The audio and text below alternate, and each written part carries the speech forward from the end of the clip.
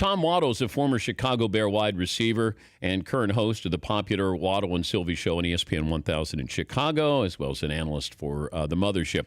Let me go back to draft night, Tom. The reaction that fans had, and then the next day on your radio show or the first time you were back on, what was the reaction to Mitchell Trubisky being drafted?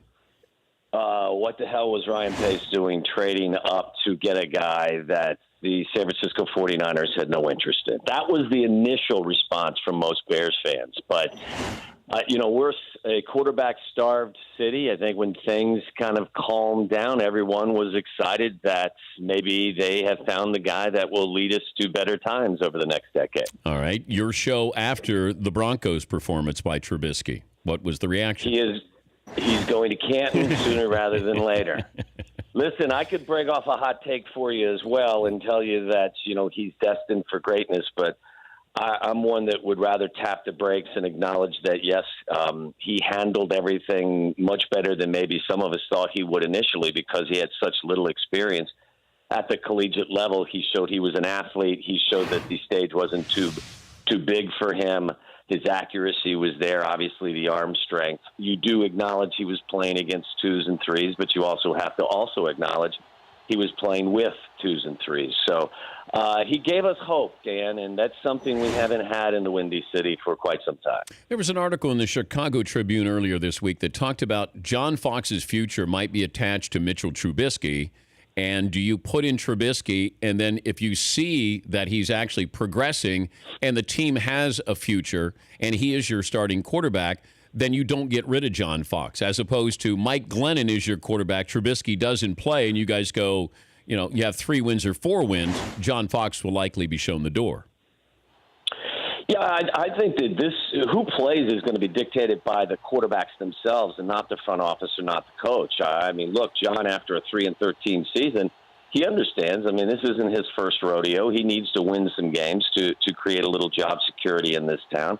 I think we're going to find out over the next couple of weeks whether or not Mitch can take that next step. I think they have every intention of starting Mike Glennon and then moving Mitch along as fast as he shows them that he's capable of moving. But I have all the confidence in the world that if John Fox feels that Mitch Trubisky is ready to go and gives the Bears the best chance to win games, that they're going to play Mitch. And I don't think as an organization it's going to be based on what John feels his job security or his job status is. As John would tell you, he has a few pelts on the wall, and this isn't the first time he's done this. So I think he has confidence in himself.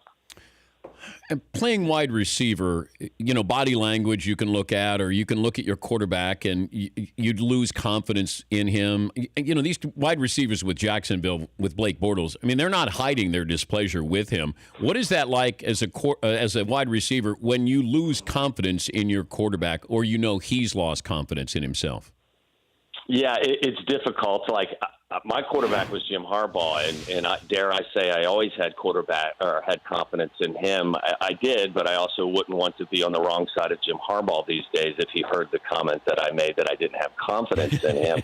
I think what ends up happening is if you don't trust the system, then the quarterback, I think it usually starts with the quarterback not trusting the receiver, and then you get a split second off means disaster at this level because of how good these defensive players are.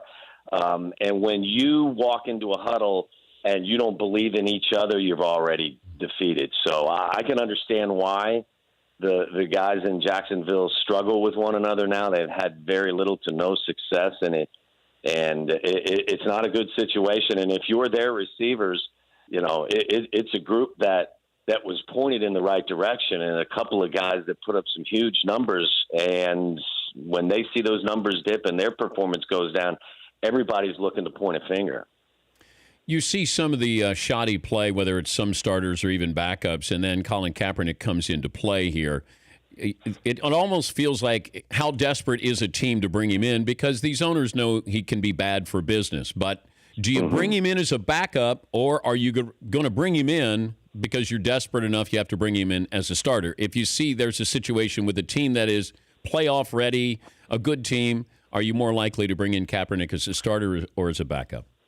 I think you're more likely to bring him in as a backup. One man's opinion. My opinion is just that Colin is not at this point a starting quarterback in the NFL. You have to tailor your offense to his strengths. I think he does some nice things, but ultimately, if defenses pin him in, he has to play the position from the pocket and play it efficiently. And what we've seen the last couple of years doesn't inspire confidence in me that he can do that. So is he a starting quarterback in the league? In my opinion, no. Is he capable of being a backup quarterback in this league? Absolutely. Put on the tape of Ryan Mallett from last night. I mean, there are a lot of guys who have jobs in the NFL as backup quarterbacks who aren't as good as Colin Kaepernick and don't have the resumes that Colin has. I think, again, if you're a backup quarterback, you can do some things that can help your team with it. The offense doesn't have to be completely reset. I just think if you bring him in, Dan, as a starter, you have to start tailoring what you're trying to do to his skill set, and I just don't know that that's the most efficient thing to do. Leave us with this Jim Harbaugh story from his playing days. You got a great one? Wow, Jim Harbaugh. I walked into the huddle, I want to say 1991, after being on and off the practice squad for 2 years. Opening game of the season against the Minnesota Vikings. I was dressed, but only because we only had 4 guys active that day. And in fact, Ditka had told me the day or the week before that I was going to dress for the game. And I said, Coach, I'm going to play. He said, no, you're going to be dressed, but you won't see time. Somebody got hurt. So on 3rd and 8, I think it was, I jog out to the huddle, and Harbaugh looked at me and basically said, what are you doing here? And I said, well, Anthony Morgan's out. I'm here. So 3rd and 8, ball snapped. I run 8 or 12 yards down the field, turn around, and Jim hit me between the 8 and 7, and we turned a 3rd down into a 1st down, and we were friends forevermore after that. What if you had dropped it? By the way, Dan, that was the last time Jim Harbaugh ever hit me between the numbers with a pass. I'm not afraid to say that. I mean, there were some that were over my head. There were some that were low. That one was perfect. How intense was he?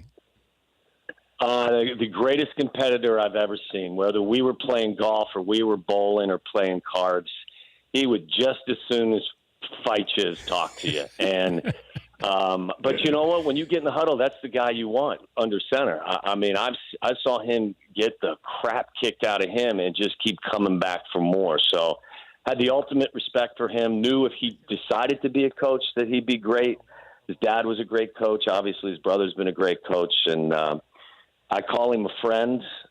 He's a little different than he was as a player, but still the drive to win is always there. But if Cutler had a little of Harbaugh in him, let's say 15% Harbaugh attitude, well, would that have changed how we viewed him, the perception?